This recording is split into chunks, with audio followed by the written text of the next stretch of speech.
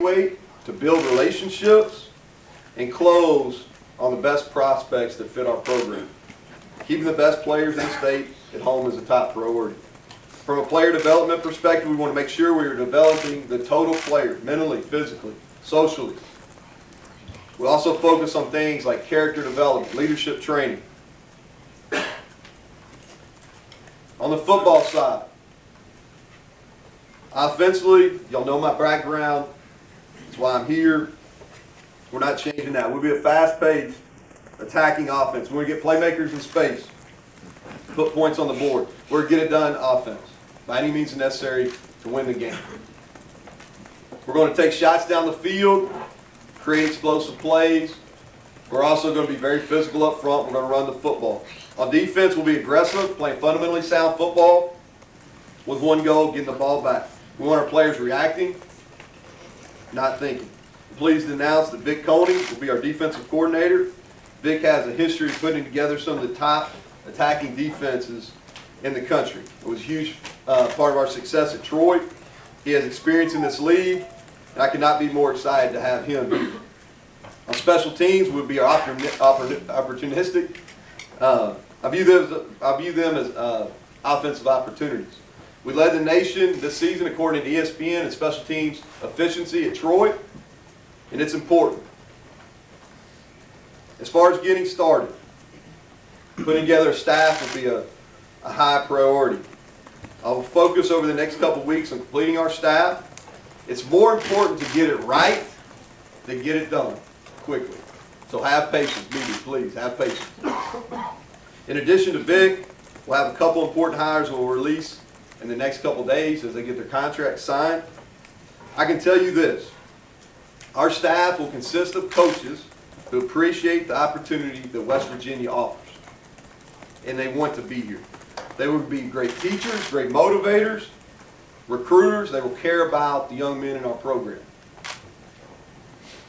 Over the last 4 days of getting started in this role, it's both been easy and enjoyable. I greatly appreciate, my family greatly appreciates the warm reception that we've received. Been able to spend a lot of time with our players, getting to know them relationally. I'm excited about them. Learning about our support staff area, getting to know them. We have a lot of pieces in place here. I'm a basketball fan. I enjoyed spending time with Coach Huggins and the other coaches. He shared some key insights with me as well. Ladies and gentlemen, I could not be more excited to be your head football coach.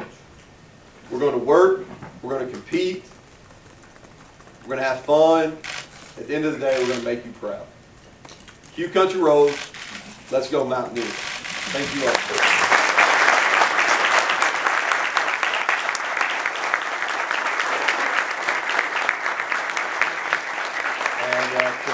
At this point, now it goes into a press conference mode, and this is media questions only. So for our media members, it's your opportunity. For any of the folks, Coach Brown, and later on we'll have a breakout session off to the side. But for now, any media members, feel free to ask questions. Neal, unique timing a little bit. One class already signed, 2/3 of it. Guys you didn't recruit.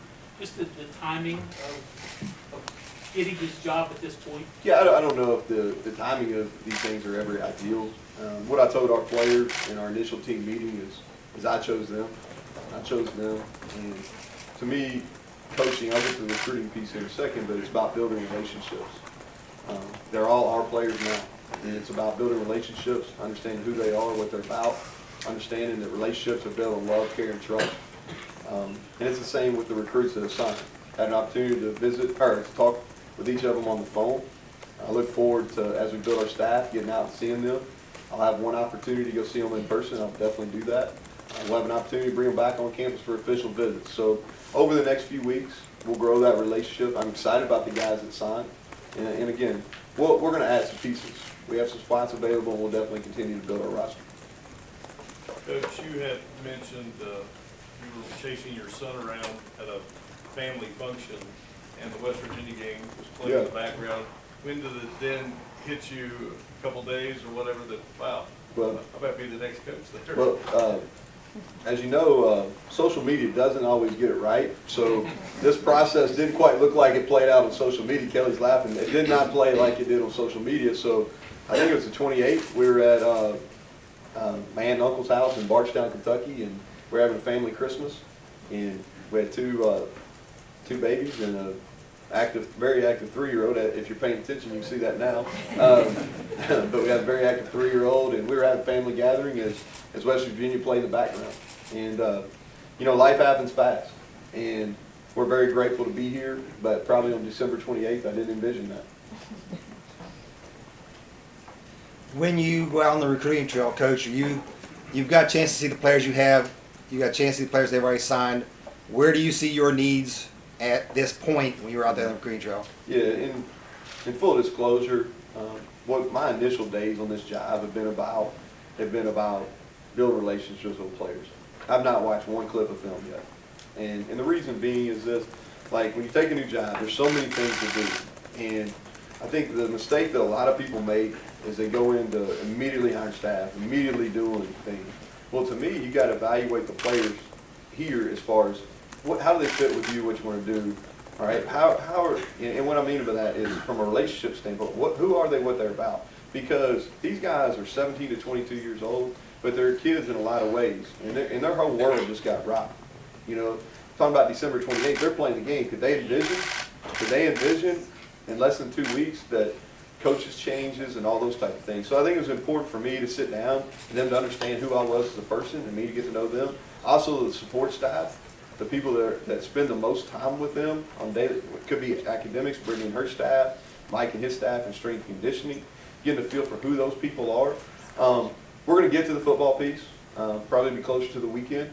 I know what scholarships we have available. I know the guys that left, and on paper what it looks like, where we need to fill some holes. But we're going to evaluate our personnel, especially now that we have a few coaches on board. We'll evaluate our personnel and really make some key personnel decisions moving forward for the remaining spots in the recruiting process. In those meetings with the players, did anything stand out what they told you, anything that you learned? Well, a lot of those conversations obviously private. You know, here's what I did in these meetings. I want to know what their background is. In a normal process, and there's nothing normal about this. You know, the guys that are on this football team, or the guys that signed back in December, I would have a home visit with them. They would have multiple opportunities to come here on unofficial visits. They would take an official visit. So that relationship would be really strong. So really what I wanted to know, tell me about your family. Who are you? Where are you from? Tell me about your hometown. And then I ask simple questions. What are the best things we're doing here? What are we doing well? What do you need to sustain? What are some improvement areas that you need to see? Those were how those conversations went. I know you mentioned recruiting regionally. How about any other areas you're familiar with or places you plan to recruit? Well, we'll recruit regionally, all the states that touch our home state. And then obviously we'll have a really strong presence in the Southeast. Alabama, Georgia, into the state of Florida. Obviously, when a coach takes a new position, Yeah. players from his previous team Sure. may transfer. Are you looking at any of those players coming from Troy here? Listen, I have great appreciation. I think most of that video that I had no intention to go viral that I did on Saturday when my voice cracked a little bit. Try to avoid that today. But obviously, love those guys. I think that's the right word to use. Love those guys. Really emotional, probably meeting with them yesterday. Appreciate Shane and giving me the opportunity to go back and do that, and do it the right way. They started school yesterday at Troy. But tremendous appreciation for those kids, our Chancellor, Dr. Jack Hawkins, and Athletic Director Jeremy McClain. So those aren't conversations that I'll have with those players. Neal, did you have prior knowledge of West Virginia, any contacts? What was your first input into West Virginia football? Well, yeah, you know, watching it growing up, obviously being from neighboring state, yeah, you know, and being a fan of college football throughout. I actually spent a couple days here in the spring of, I think it's spring of 2011. I came and watched practice, spent a couple days. So I'd been here, I'd seen the facilities, those type of things. Not the recent renovations, but had seen the facilities. So I had a decent understanding, to say. Neal, some of the philosophies you have, you know, the keeping the family around the office and intentionally having fun, like the book club that we was talking about. Was there a point in your playing career or coaching career where you either said it was a positive experience, say, man, this is great when I become a coach, I want to do this, or was there a negative experience where, like, you know, if I'm going to do it, I'm going to do it a different way? What was it? Was there any, like, one thing or one event that kind of spurred you to kind of go that direction as a coach? Yeah, I think at the end of the day, like, talk about my parents being educators, grew up in school, you know what I mean? Like, grew up from the time I can remember elementary school librarian, like, clean up books and all that, and being in school waiting for my dad to shut down the gym or whatever it was as a principal. So being just around educators, seeing the influence they have on young people. But I just think it's important that people pave their own way. You know, you get bits and pieces from everyone you've been around. And I think we're all probably, whatever profession we're in, we're probably a collective, a lot of people that touched us along the way to get here.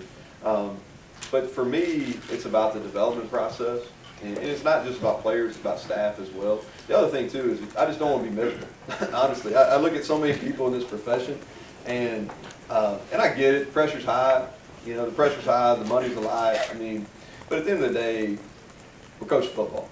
You know, I mean, come on. It's football. I'm around young people all day, every day. In a lot of ways, you don't have to really grow up. So I just approach it in that way. Let's have fun. There's work time, there's play time. You can accomplish both. I think if you look at what Clemson's done, they proved that to be important. I don't know if there's anybody having any more fun than Dabo Swinney right now. I mean, he's having a lot of fun. And you know, had an opportunity to go spend 3 or 4 days in the spring, and just came away really impressed and really felt like, man, this is, you know, one of the top programs in college football, and if they're doing it this way, I really feel sound in our approach as well. Well, I saw the dance video, so apparently, like, they... All right, hold on, before we talk about that. All right, let's make sure, hold on, I'm going to get back to you on that question. So, all right, let's make sure, and this is one thing that Brooks said I had to hit today. All right, so let's talk about this dance video. All right, and Ben's shaking his head. So, dance video. So this is how this came about. All right, so at Troy, we have the end of spring semester, you have your awards.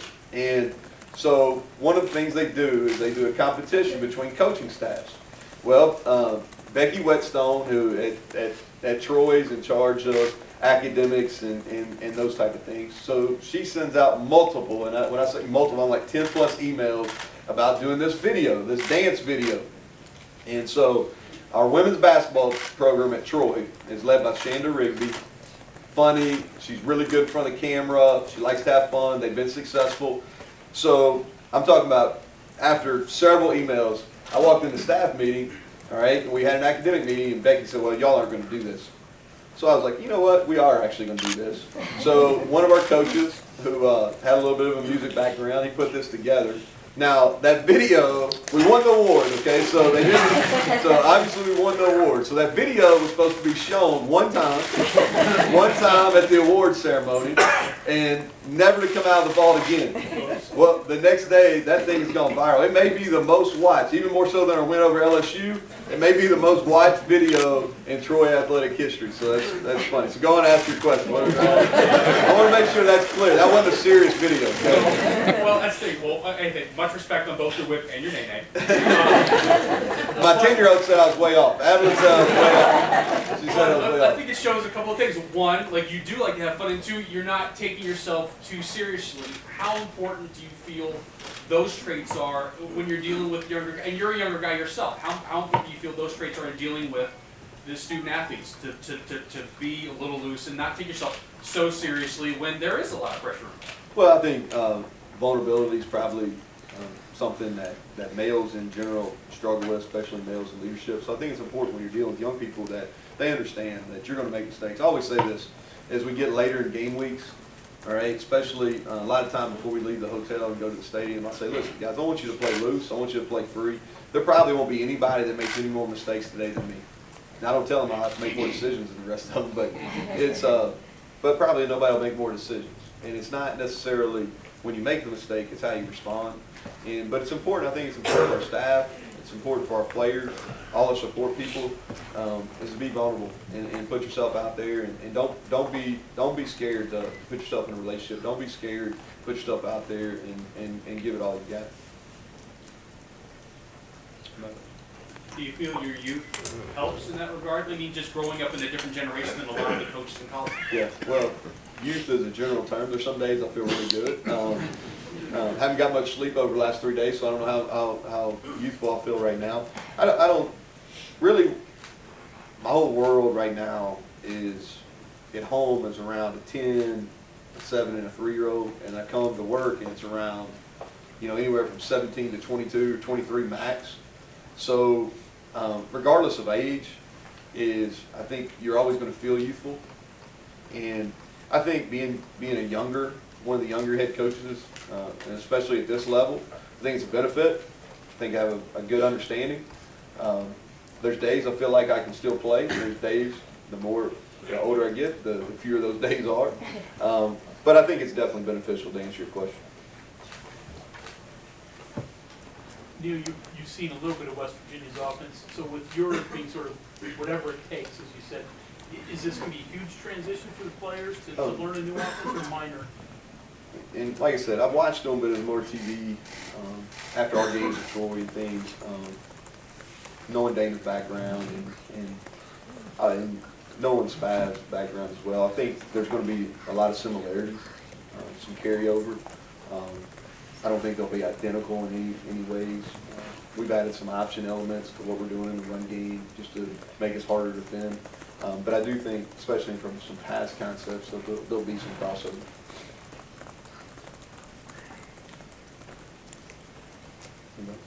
Neal, have you had any talks with Coach Holgerson or Coach Spavital in the past few years about how they run their offense?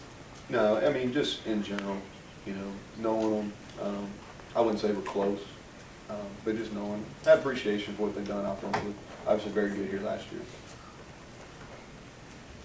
How does being named as the head coach of West Virginia compare to being named as the head coach of Troy in terms of fan base reaction and school reaction? Yeah, both really positive. The different is at Troy, a lot of relationships there. Being an assistant coach for 4 years, 2 years as offensive coordinator, we're part of 4 conference championships in a row. So really felt good about what that reception would be there, just because we knew a lot of people. Here, new place. Haven't been here before. Didn't really know what to expect. So the overwhelmingly positive reception has been great. I think anytime I think when you're young, especially when you're my daughter's age, change is a little uneasy.